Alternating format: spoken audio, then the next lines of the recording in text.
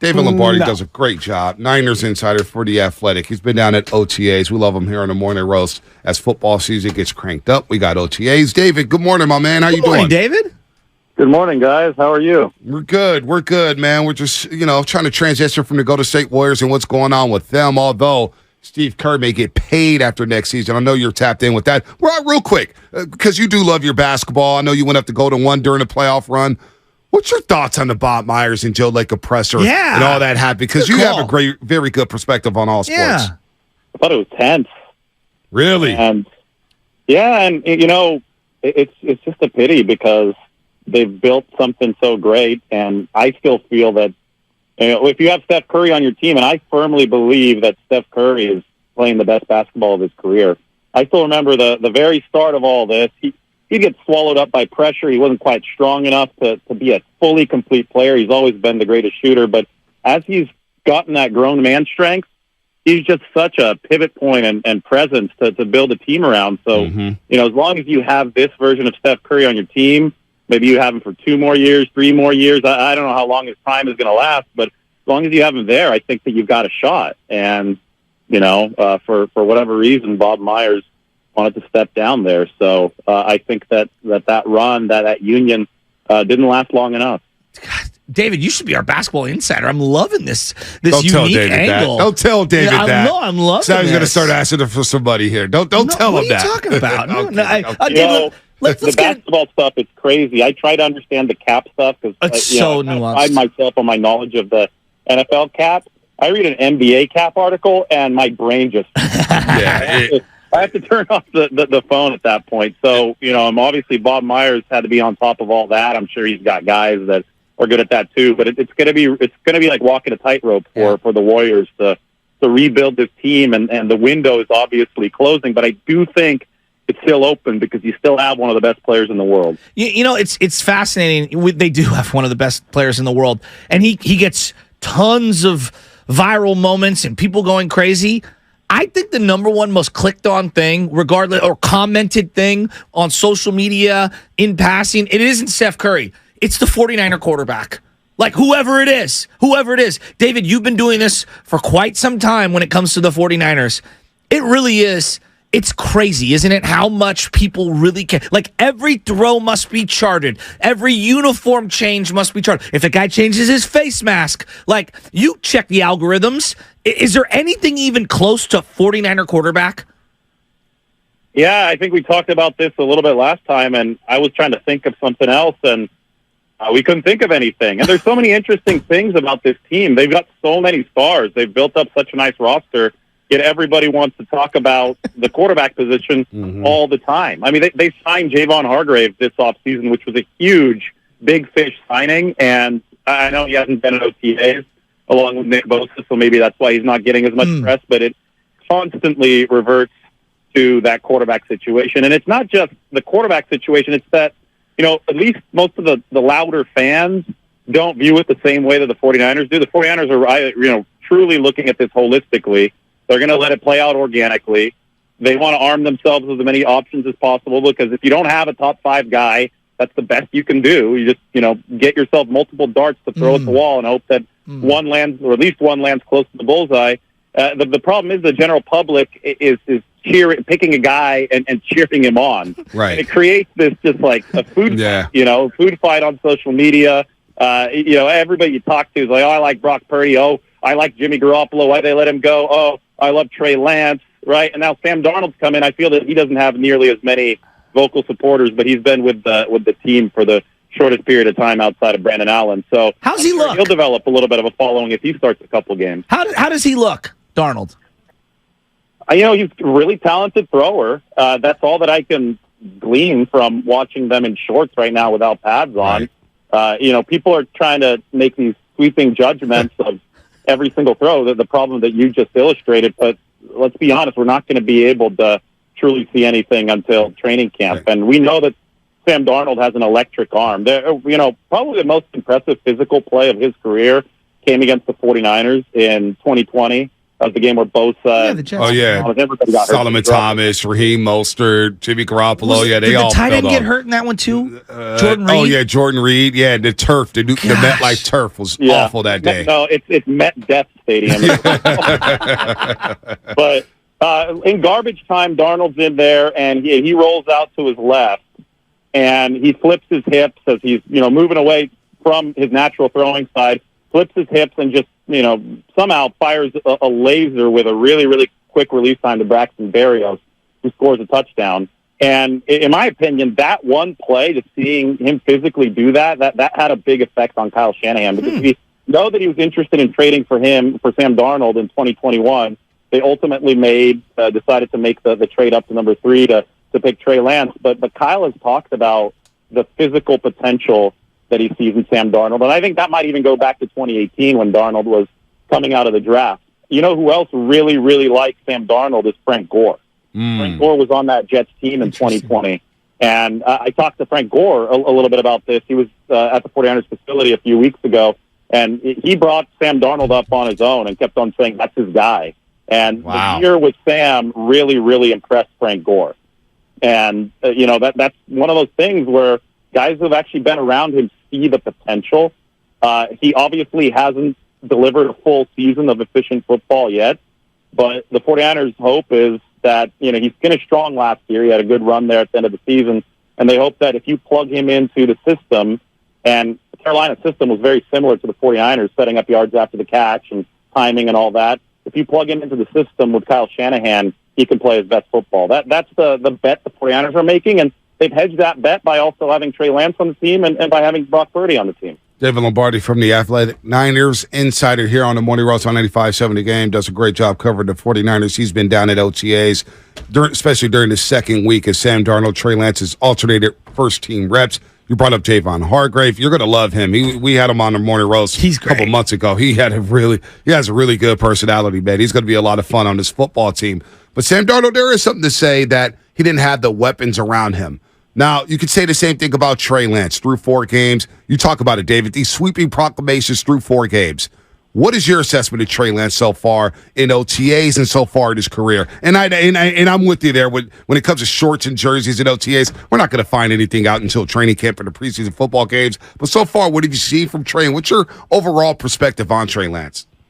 Well, the 49ers knew that he was this raw when they drafted him. They just didn't expect him to have 2 seasons derailed by injury. So you're kind of just in an awkward timing spot now where Trey Lance is at, he's obviously gotten to learn the playbook over 2 years, so it's not like he just stepped into the building for the first time.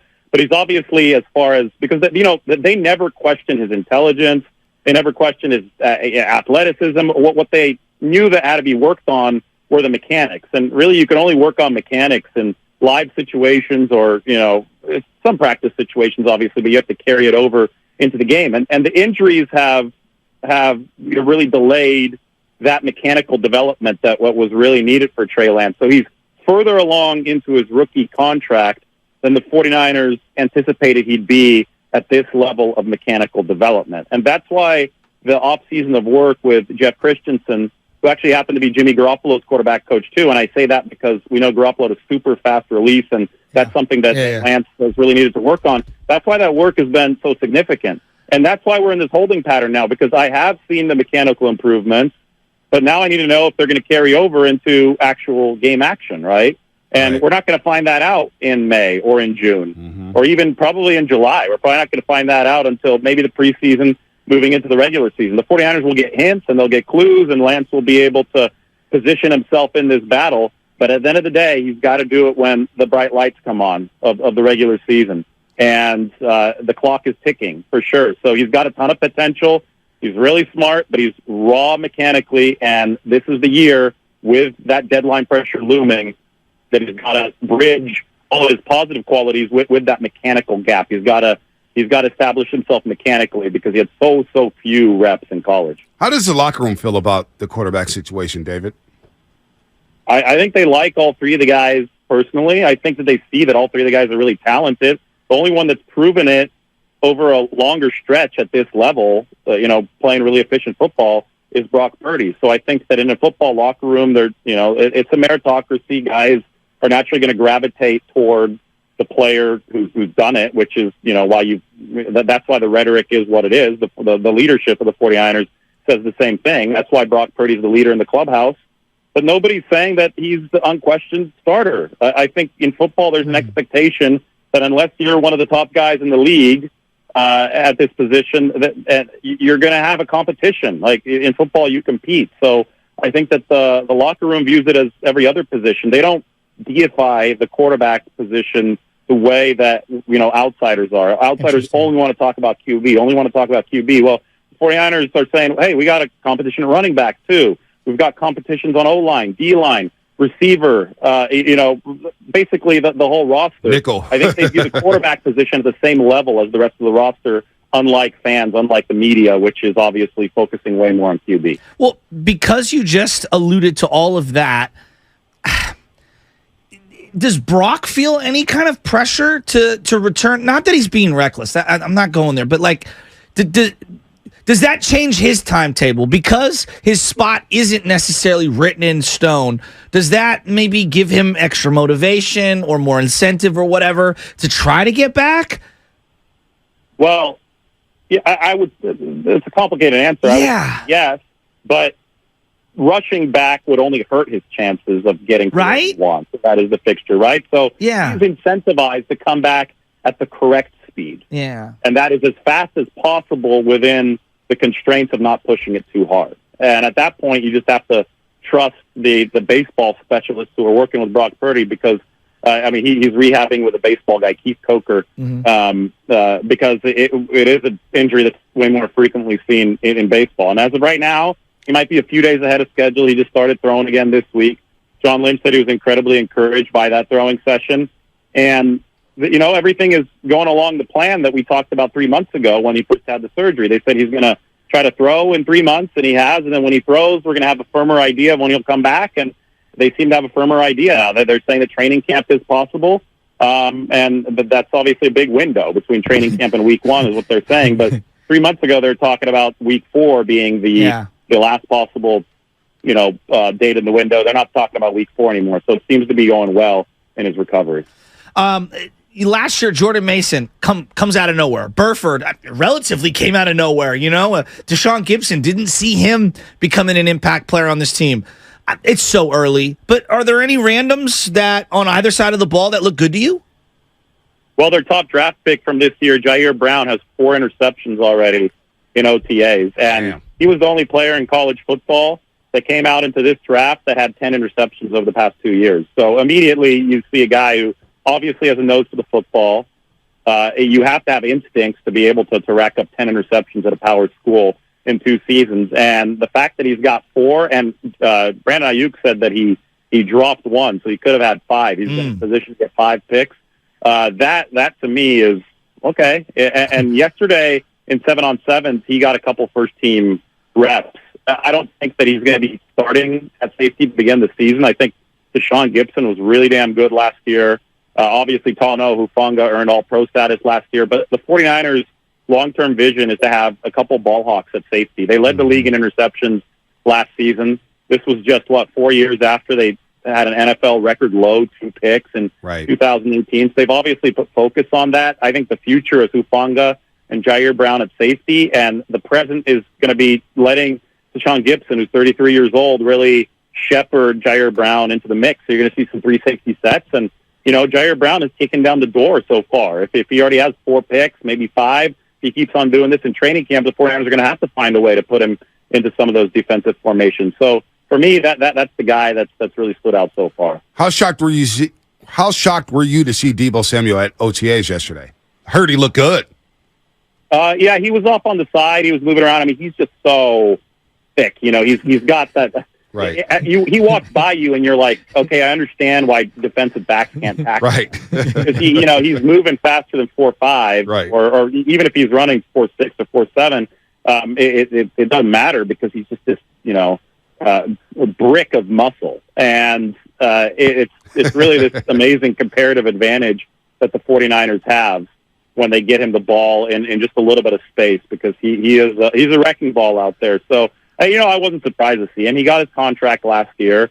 OTAs aren't a big deal to these superstar veterans. In fact, it's sometimes they almost even a little bit better to create some room for coaching for the younger guys. That's, if OTAs were a huge deal, Nick Bosa would be there because Nick Bosa lives, breathes, and eats football, and he doesn't have to be there. So it's totally cool. I don't know why the Chargers needed Joey Bosa there this year, but to each their own. So Debo, to keep him from getting in fights with Philadelphia Eagle fans. What about you? I said to keep him from getting in fights with Philadelphia Eagle fans. Yeah, I remember that video. That was the week after he surprised Nick at that's right, at Levi's Stadium against the Cowboys. That was a cool moment. Yeah, no, he was in that same suite with Joe Montana right behind me, man, in my seats. Real quick, Brandon Aiyuk. What do you expect for Brandon Aiyuk in terms of production and a contract before we let you go? Because he's going to be due for an extension soon. Yeah, so I think that it's very apparent that the 49ers have a relatively simple formula as to how they navigate the cap and contract extensions. And the cap typically grows every single season. There's only been 1 year where it went down in 2021 after COVID and all that. But so the cap typically grows. So theoretically, you have more room every year to spend. And the 49ers have shown that they're very intent on paying their own. The only guy they haven't paid that's an A-list player that, is a super, maybe not a superstar, but a star has been DeForest Buckner, but this regime didn't even draft him. Every single star that this Shanahan-Lynch regime has drafted who's been up for a contract extension, they have paid. And they fit under the growing cap. Now, to make that happen, they haven't re-signed the B-listers, guys like Charles Omenihu, obviously solid football player, not a star. Samson Ebukam, same thing. So they let these good football players, Jimmy Garoppolo, another good example, they let good football players who aren't quite, at that elite level, they let those guys walk, but they signed the A-listers. So Brandon Aiyuk is right now in that contract year where I think that the objective and the mission for him is clear. He's coming off a 1,000-yard season, and it's time for him to prove to the 49ers that he is indeed an A-lister. And if he's an A-lister, they have room to pay him. They're going to do it. But their philosophy is if he's somewhere in between, they're not going to take that chance, right? So he's motivated right now, and he's on a trajectory to be an A-lister. He caught 2 deep touchdown passes yesterday, but he's got to prove it out on that field. And if he does, look out because he's going to be part of that 49ers star power core. All right, David Lombardi, everybody from The Athletic. We got to get you in studio soon, have a nice little roundtable going into training camp there. David, good stuff as always, man. Take care. We'll continue to read your reports at OTAs. All right, thank you.